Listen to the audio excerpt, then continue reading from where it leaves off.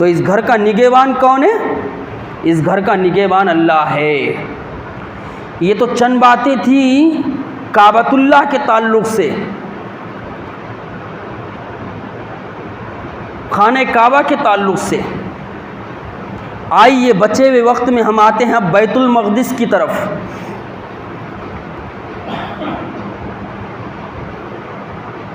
کعبۃ اللہ کی تعمیر کے بعد 40 سال گزرنے کے بعد بیت المقدس تعمیر کیا گیا۔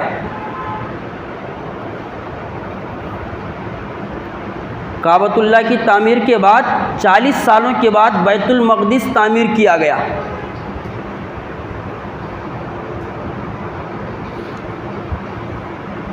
جسے بیت المقدس بھی کہا جاتا ہے، بیت المقدس بھی کہا جاتا ہے، مسجد اقصی بھی کہا جاتا ہے۔ یہ جو پہلا جمعہ ہے نا، میں یہ تمہید باندھ رہا ہوں صلاح الدین ایوبی کی سیرت کو لانے کے لیے۔ آپ کو اگر سیرت سننا ہے تو آپ کو بار بار آنا پڑے گا، تاکہ پتہ تو چلے اس مرد مجاہد نے اللہ کے اس گھر کو آزاد کس طرح کیا۔ مسجد اقصی کی فضیلت اور تھوڑی سی تاریخ دیکھتے ہیں اس بچے ہوئے وقت میں۔ اللہ رب العالمین نے اپنی آخری کتاب میں یہ بات ارشاد فرمائی، سبحان الذی اسری بعبدہ لیلا من المسجد الحرام الی المسجد الاقصی الذی بارکنا حولہ لنریہ من آیاتنا انہ هو السمیع البصیر۔ اللہ رب العالمین نے یہ بات ارشاد فرمائی،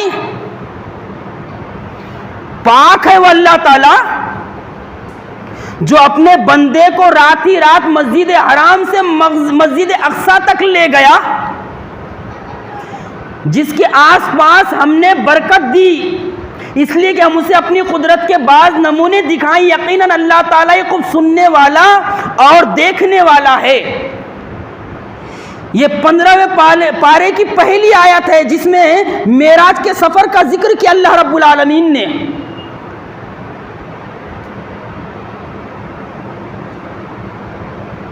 معراج کے سفر کا ذکر کیا۔ مسجد اقصی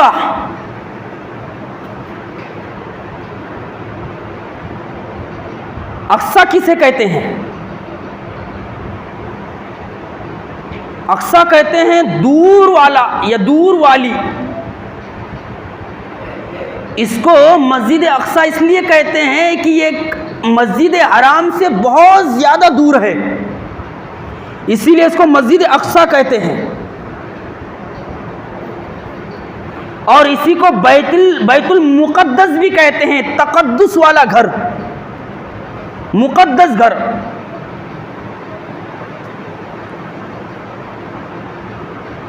مسجد اقصی یہ وہ مسجد ہے جو ملک شام میں، اب ذرا غور سے سنیں، یہ باتیں یاد رکھنا مسلمان کے لیے ضروری ہے، یہ تاریخی حوالے ہے یہ، اور بڑی محنت کے بعد میں نے ان کو جمع کر کے نوٹ کر کے آپ کے سامنے پیش کر رہا ہوں۔ اس کو جمع کرنے کے لیے کافی محنت لگی ہے۔ یہ وہ مسجد ہے جو ملک شام میں فلسطین کے علاقے میں واقع ہے۔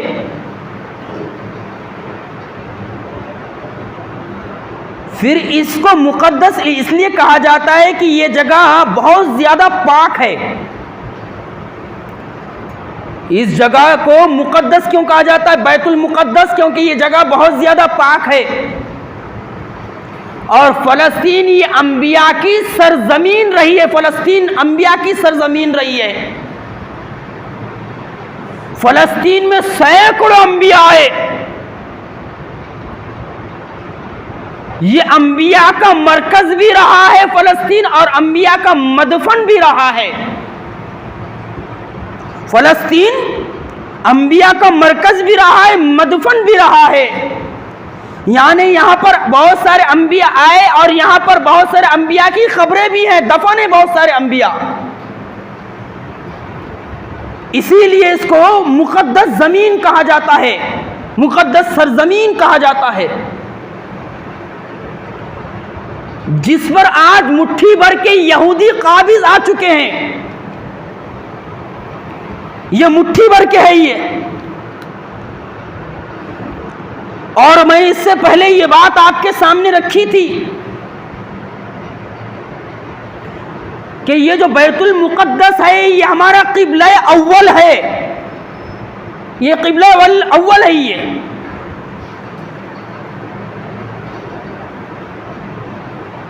اللہ کے رسول صلی اللہ علیہ وسلم اور اہل ایمان 16-17 مہینے تک اسی قبلے کی طرف منہ کر کے نماز پڑھتے رہے۔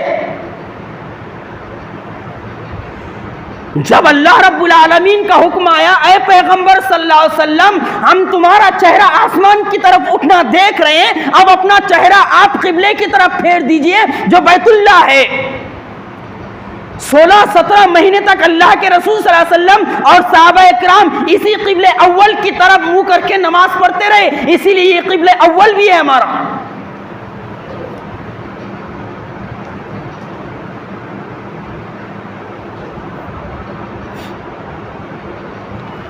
اور پھر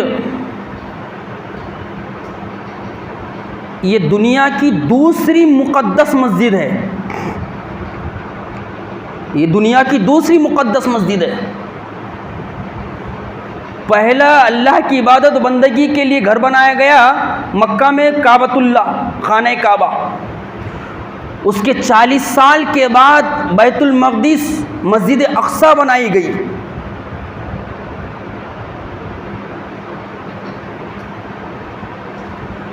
اور اس بیت المقدس سے انبیاء علیہ السلام کو بڑا لگاؤ تھا، بڑا تعلق تھا۔ حضرت یوسف علیہ السلام کے بارے میں آتا، ذرا غور سے سنیں۔ آج ہم کو پتہ نہیں ہے، آج ہمارے دل و دماغ میں کیا بات بیٹھی ہوئی ہے بھائی؟ قربانی آئی، جانور کے گلے پر چھری گھما دو، کچھ گوشت فریج میں رکھ دو، کچھ رشتہ داروں میں بانٹ دو،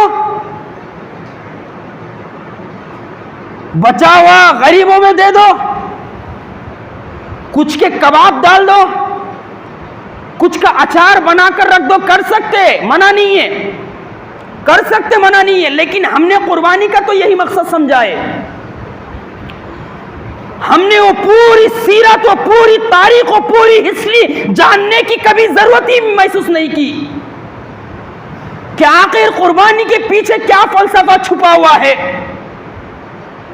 کعبۃ اللہ کی کیا تاریخ ہے، بیت المقدس کی کیا تاریخ ہے۔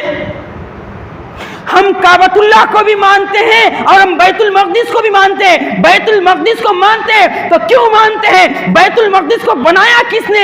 اور بنایا تو اللہ کی عبادت و بندگی ہوتی کب تک رہی اور ہوتی رہی، تو پھر کس طرح جو ہے شیطان نے اپنا کام کیا اور شیطان کے حواری اس پر قابض آ گئے، اور کب اس کو فتح کیا گیا اور کب پھر یہ مسلمانوں کے ہاتھ سے نکلا، تو آج تک جو ہے اللہ کے باغیوں، اللہ کے دشمنوں کے ہاتھ میں ہے، اور یہ کب جو ہے آزاد ہوگا، ہم کو اس پر کوئی سوچنے کی توفیق ہی نہیں ملتی۔ ہاں، کبھی ہم اس پر بھی سوچ بچار کریں بھائی۔ ہاں، ہم اس پر بھی سوچ بچار کریں۔ حضرت یوسف علیہ السلام نے مرنے سے پہلے کہا تھا، اپنے انتقال سے پہلے کہا تھا، کیا کہا تھا؟ اے میرے بھائیوں، اے میرے رشتہ داروں، میں جب مر جاؤں تو مجھے وہیں دفن کرنا جو سرزمین میرے باپ داداؤں یعنی فلسطین، جو سرزمین میرے باپ داداؤں کی ہے، یہ انبیاء کی سرزمین ہے، فلسطین انبیاء کی سرزمین ہے، چبٹ مقدس کہا جاتا ہے۔ ارے فلسطین کو چبٹ مقدس کہا جاتا ہے، یہ انبیاء کی سرزمین ہے۔ حضرت یوسف علیہ السلام کہہ رہے ہیں کہ جب میں مر جاؤں تو کیا کرنا، مجھے اپنے باپ داداؤں کی جو سرزمین ہے فلسطین اس میں دفن کرنا۔ اب سوال یہ پیدا ہوتا ہے کہ بیت المقدس یا بیت المقدس یا مسجد اقصی کو بنایا کس نے؟ بنایا کس نے؟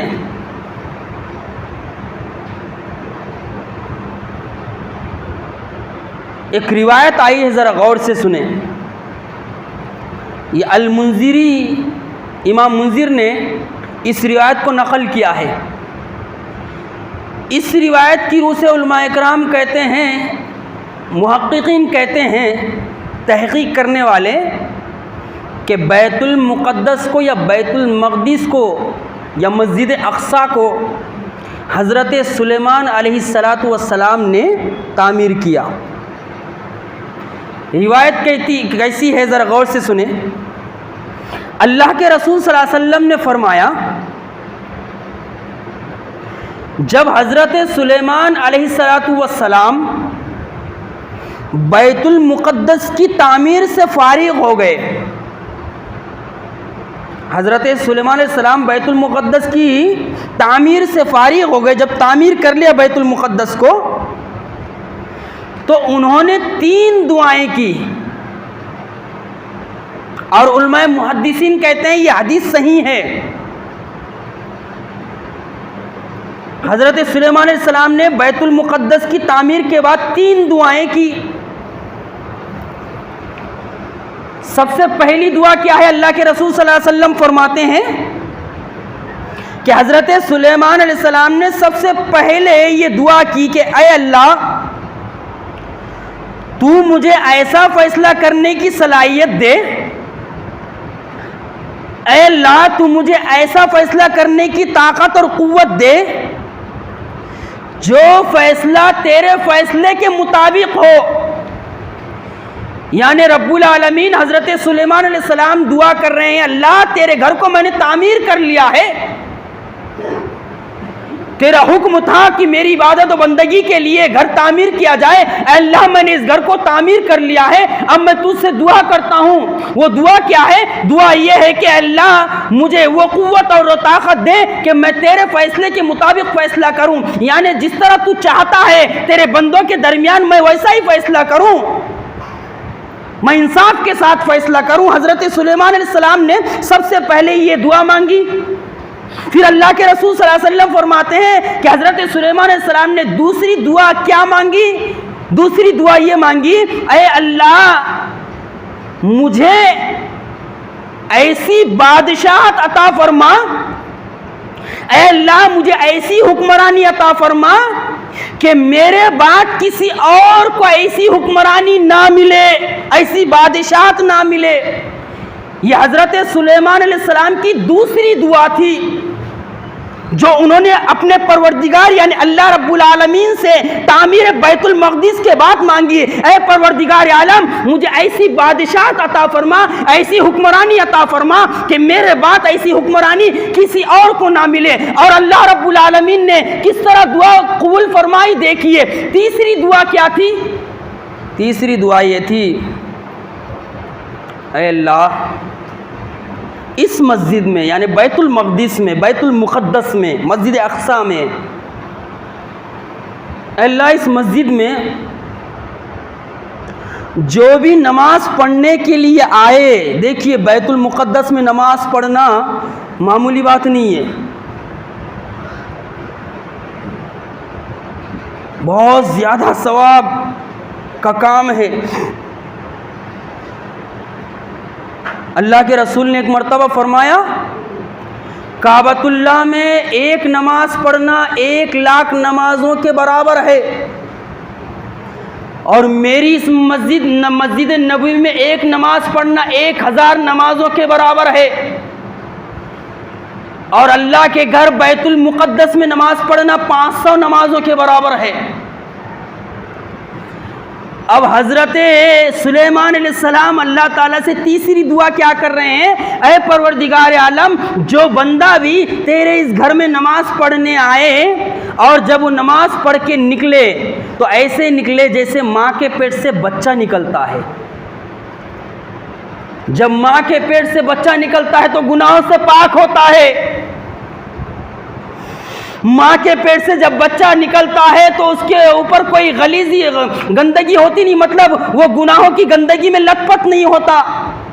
حضرت سلیمان علیہ السلام نے اپنے رب سے تیسری دعا کی، پروردگار عالم تیرا بندہ اگر کوئی آ جائے اس گھر میں جس کو تیرے حکم سے میں نے تعمیر کیا ہے، نماز پڑھ لے، اللہ رب العالمین اس کے گناہوں کو ایسا معاف فرما دے جیسے بچہ ماں کے پیٹ سے پیدا ہوتا ہے. پھر اللہ کے رسول صلی اللہ علیہ وسلم نے آگے ارشاد فرمایا کہ اللہ تعالیٰ نے سلیمان علیہ السلام کی 2 دعائیں قبول فرما لی. پہلی دعا کیا قبول فرمائی کہ پروردگار عالم مجھے ایسا فیصلہ کرنے والا بنا جیسے فیصلہ تیرے حکم کے مطابق ہو، اور مجھے ایسی بادشاہت عطا فرما جیسی بادشاہت مجھے ملے کسی اور کو نہ ملے. اللہ کے رسول نے فرمایا اللہ نے میرے بھائی سلیمان کی 2 دعائیں تو قبول کر لی، اور مجھے امید ہے تیسری بھی دعا قبول کر لے گا. اللہ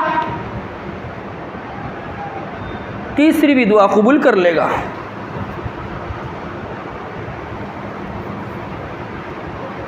یہ اللہ کے رسول صلی اللہ علیہ وسلم نے بیان فرمائے حضرت سلیمان علیہ السلام کی دعا. اور اللہ تعالیٰ نے حکومت بھی کیسی دی حضرت سلیمان علیہ السلام کو، اس کا تذکرہ تو انشاءاللہ آگے آئے گا موقع بموقع. اب دیکھیے ذرا، حضرت ابوذر غفاری رضی اللہ تعالیٰ عنہ اللہ کے رسول سے پوچھتے ہیں، اے اللہ کے رسول، دنیا میں سب سے پہلی مسجد کون سی ہے؟ دنیا میں اللہ کی عبادت و بندگی کے لیے سب سے پہلی مسجد کون سی بنائی گئی ہے؟ آپ نے فرمایا المسجد الحرام یعنی کعبۃ اللہ. اس کے بعد اللہ کے رسول کون سی مسجد ہے، کون سی مسجد بنی؟ آپ نے فرمایا دوسری مسجد بیت المقدس بنی. پھر پوچھا اللہ کے رسول صلی اللہ علیہ وسلم ان دونوں کے بیچ میں فاصلہ کتنا تھا؟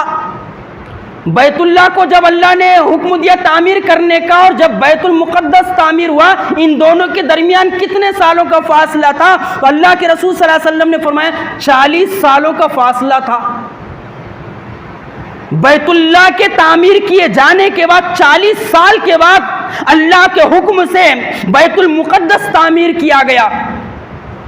ان تاریخی شواہد کو میرے اور آپ کے لیے جاننا ضروری ہے تاکہ آگے ہماری جو بات آئے گی آگے جمعہ میں، صلاح الدین ایوبی رحمۃ اللہ علیہ نے کس طرح صلیبیوں سے اس بیت المقدس کو فتح کرایا، پوری بات آپ کے سمجھ میں آئے گی. یہ کوئی معمولی گھر نہیں ہے. اللہ رب العالمین نے جو مرتبہ اور مقام کعبۃ اللہ کو دیا ہے، بیت المقدس کو دیا ہے، مسجد نبوی کو دیا ہے، دنیا کے کسی اور گھر کو عطا نہیں فرمایا. اور پھر اس بات کو یاد رکھیے جاتے جاتے، دنیا کی صرف 3 مسجدیں ایسی ہیں جہاں ثواب کی نیت سے، زیارت کی نیت سے سفر کرنا جائز ہے. 3 مسجدیں جہاں ثواب اور زیارت کی نیت سے سفر کرنا جائز ہے. یہ 3 مسجدوں کے علاوہ کوئی ایسا مقام نہیں ہے جہاں سفر کرنا زیارت کی نیت سے اور ثواب کی نیت سے جائز ہے. ایک مسجد حرام کعبۃ اللہ، لاکھوں فرزندان توحید لبیک اللہم لبیک کا نعرہ لگا چکے ہیں اور الحمدللہ حج پورا ہو چکا ہے. کیا ٹھاٹے مارتا سمندر تھا، کیا یکجہتی تھی، کیا امن شانتی تھی. اندازہ لگائیے کس طرح اللہ رب العالمین نے اس گھر میں امن و شانتی پیدا فرمائی ہے، کس طرح وہ گھر امن و شانتی کا ذریعہ ہے. اس مرتبہ تو بہت زیادہ تعداد بڑی ہوئی تھی حجاج کی، اس کے باوجود کتنے امن اور شانتی کے ساتھ حج کے ارکان پورے کیے گئے. لاکھوں فرزندان توحید نے اجتماعیت کا ثبوت دیا. یہ حج ہم کو یہی پیغام دیتا ہے کہ دیکھو کوئی کالا ہے، کوئی گورا ہے، کوئی ٹھینگنا ہے، لمبا ہے، امریکی ہے، کوئی جاپان کا ہے، کوئی ہندوستان کا ہے، کوئی پاکستان کا ہے، لیکن سب کی زبان پر نعرہ ایک ہے. جس طرح اس گھر نے تم کو ایک کر دیا ہے، جس طرح اس گھر نے تمہارے اندر امن و شانتی پیدا کر دی ہے، جس طرح یہ گھر امن و شانتی کا ذریعہ ہے، اسی طرح ہر محلے میں اللہ کے گھر مسجد ہے. تم اللہ کے گھروں کو آباد کرو تو تمہارے اندر امن و شانتی پیدا ہوگی. میں اور آپ اگر چاہتے ہیں معاشرے اور سماج میں امن و شانتی پیدا ہو تو اللہ کے گھروں کو آباد کرنا ضروری ہے. جس محلے میں میں اور آپ رہتے ہیں، جس مقام پر میں اور آپ رہتے ہیں، اور جس مقام پر صدا آتی ہے حی علی الصلاۃ حی علی الفلاح کی، آؤ نماز کی طرف، آؤ کامیابی کی طرف، اگر میں اور آپ شانتی چاہتے ہیں، امن چاہتے ہیں تو اللہ کے گھروں کو آباد کرنا ضروری ہے. جس طرح لاکھوں حجاج اکرام نے ایک ہی صدا لگائی اور امن و شانتی کا پیغام دیا. حج کیا پیغام دے رہا ہے؟ یہ امن و شانتی کا پیغام دے رہا ہے، یکجہتی کا پیغام دے رہا ہے. سب کی زبان پر ایک ہی نعرہ تھا بس. ہاں، کوئی عربی ہے، کوئی اجمی ہے، کوئی انگریزی بولنے والا ہے، کسی کی زبان کچھ ہے، کسی کی زبان کچھ ہے، لیکن یارو نعرہ کیا تھا؟ نعرہ ایک ہی تھا، لبیک اللہم لبیک. اللہ حاضر ہوں تیرے در پر. اللہ تیری رضا کے لیے آ چکا ہوں، صفا اور مروہ پہ دوڑنے کے لیے. اللہ آ چکا ہوں تیرے ذکر کے لیے. لبیک اللہم لبیک لا شریک لک لبیک. اللہ تیرا کوئی شریک نہیں ہے، تو یکا و تنہا ہے، تو ساری کائنات کا اکیلا پالنہار ہے، تو اکیلا پرستش کے لائق ہے. اللہ میں تیری ذات میں، تیری صفات میں، تیرے اختیارات میں کسی کو شریک نہیں ٹھہراتا. لبیک اللہم لبیک لا شریک لک لبیک ان الحمد والنعمت. اللہ حمد تیرے ہی لیے ہے. یہ نعرہ سنے ہم نے، وہ مجمع دیکھے ہم نے، کیا پیغام دے رہا ہے یارو. ذرا ہم سمجھنے کی کوشش کریں کہ اللہ نے اپنے بندوں کو ایک اپنے گھر میں جمع کیا اور کس طرح جو ہے سب اپنی زبان سے ایک ہی نعرہ لگائے رہتے، اللہ ہم حاضر ہیں. ہاں، 3 مقامات ہیں جہاں پر ثواب کی نیت سے، زیارت کی نیت سے انسان جا سکتا ہے: مسجد حرام، بیت المقدس اور مسجد نبوی. اور یہ بیت المقدس سفر معراج کی پہلی منزل ہے. بیت المقدس معراج سفر کی پہلی منزل ہے. اور اس میں نے شروع میں کہا، جیسے ابھی تھوڑی دیر پہلے، کہ ایک نماز پڑھنے کا ثواب کتنا ہے؟ 500 نمازیں پڑھنے کے برابر کا. آخری بات سن لیجئے، اللہ کے رسول صلی اللہ علیہ وسلم نے فرمایا مسجد حرام میں ایک نماز کا ثواب 1 لاکھ کے برابر ہے، اور میری مسجد میں 1000 کے برابر، اور بیت المقدس میں 500 نمازوں کے برابر. قرآن مجید نے بیت المقدس کو، اس سرزمین کو برکت والی زمین کہا ہے، اور حقیقت میں اللہ رب العالمین نے اس زمین میں برکت رکھی ہے. سینکڑوں لاکھوں پیغمبر اور رسول اس سرزمین میں آئے جن کو نبوت عطا کی گئی اور آج بھی مدفون ہے. اور حضرت ابراہیم علیہ السلام عراق سے ہجرت کر کے اسی فلسطین میں پہنچے تھے، اور آپ نے فلسطین کی طرف ہجرت فرمائی تھی. یہ چند باتیں میں نے آپ کے سامنے کعبۃ اللہ کی فضیلت اور بیت المقدس کی فضیلت کے تعلق سے رکھ دی ہے. انشاءاللہ پھر آئندہ جمعہ بات کو آگے بڑھائیں گے، اور پھر ہمارا جو موضوع اور ہمارا ٹاپک ہے صلاح الدین ایوبی ایک مرد مجاہد، ہم دھیرے دھیرے اس طرف آئیں گے. اللہ رب العالمین سے میں بھی دعا کرتا ہوں، آپ بھی دعا کیجئے. اللہ جزائے خیر عطا فرمائے. بڑے اطمینان سے آپ لوگ بیٹھے ہوئے ہیں. آئندہ جمعہ وقت سے پہلے آنے کی کوشش کیجئے تاکہ پوری بات سمجھ میں آئے اور پوری بات معلوم ہو، اور دعا کیجئے کہ اللہ رب العالمین ہمارے لیے اس چیز کو بیان کرنا آسان ہو، اور مجھے اور آپ سب کو ان بیان کرنے سے فائدہ حاصل ہو۔ اللہ رب العالمین آپ کے بیٹھنے کو قبول فرمائے، آپ کے آنے کو قبول فرمائے، ہمیں بار بار اپنے گھروں میں جمع ہونے کی توفیق عطا فرمائے، اور اس کے ساتھ ساتھ رب العالمین جو بیمار ہیں ان کو شفاء کلی عطا فرمائے، جو پریشان حال ہے ان کی پریشانی کو دور فرمائے۔ رب العالمین جو لڑکیاں بن بیاہی بیٹھی ہیں، اللہ رب العالمین ان کے رشتوں کا انتظام فرمائے، جو رزق کی تنگی میں مبتلا ہے رب العالمین ان کی رزق کی تنگی کو دور فرمائے۔ رب العالمین جب تک ہمیں زندہ رکھے ایمان پر، اسلام پر، توحید پر زندہ رکھ، اور جب موت دے تو ایمان اور اسلام توحید پر موت عطا فرمائے۔ وما علینا الا البلاغ، والسلام علیکم ورحمۃ اللہ وبرکاتہ۔